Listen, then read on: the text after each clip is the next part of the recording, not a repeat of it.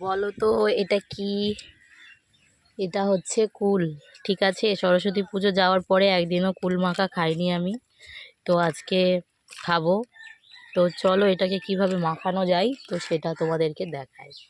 তো কুলগুলার সাইজ দেখতেই পাচ্ছ কত সুন্দর। এই কুলগুলো প্রচণ্ড হেভি খেতে।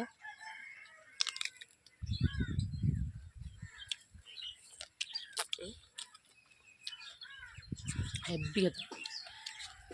এ দেখো, আর সব মাখানোর জন্য সব কিছু রেডি করে নিয়েছি, তো দেখতে থাকো তোমরা।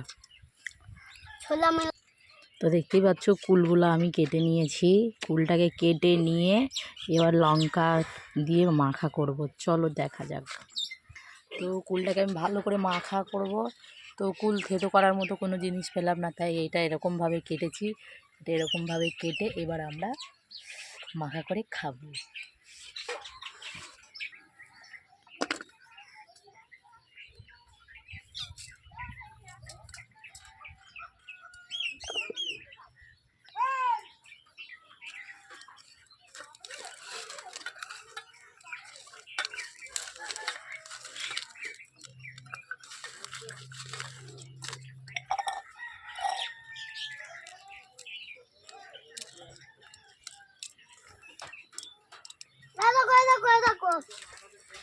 মাটির মধ্যে ইট ভরেছে ছোলা নিয়ে এসে।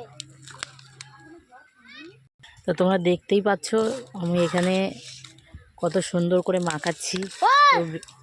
বেশি ঝাল দেবো না, তাও যেটুকু ঝাল দিয়েছি ভালোই হয়েছে ঝাল। এবার আমি একটু তেল দিয়ে নেবো এতে, সর্ষে তেল দিয়ে নিলাম পরিমাণ মতো। এবার এগুলোকে সব মাখিয়ে নেব। দেখো এগুলো এইগুলো হচ্ছে এক ধরনের টক কুল। তো এগুলো লাগে, মিষ্টিও লাগে সময় সময় খেতে, টকও লাগে। তাই এই কুলটাতে টক মিষ্টি দুটোই। দেখে দেখো কত বড় বড় কুল, কিন্তু কুলগুলো ভীষণ টক আর মিষ্টি, মানে দুটোই সমান সমান ধরনের।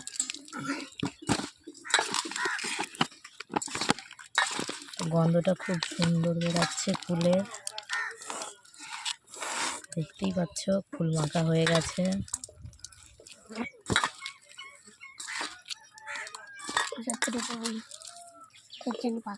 নে একটু খেয়ে বল কেমন হয়েছে। হাতে তো ধুলো।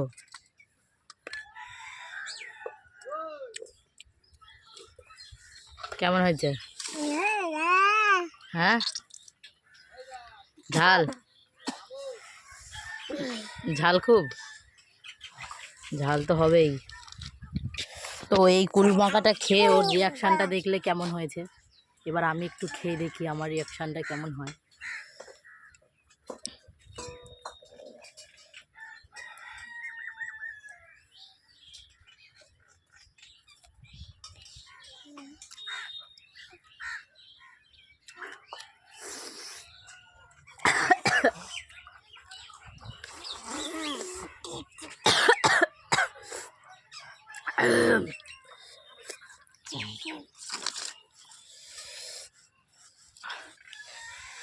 প্রচণ্ড ঝাল,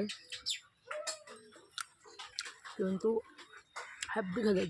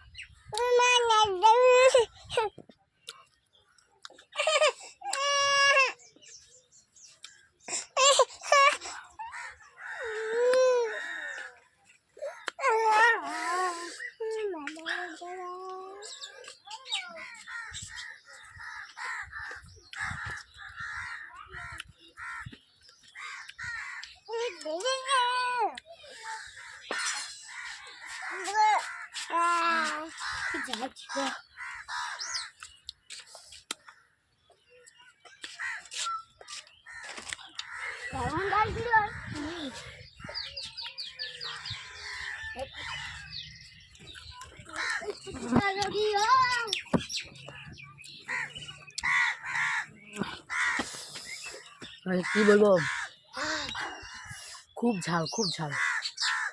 আর এত ঝাল বলার মতো না, দারুণ খেতে।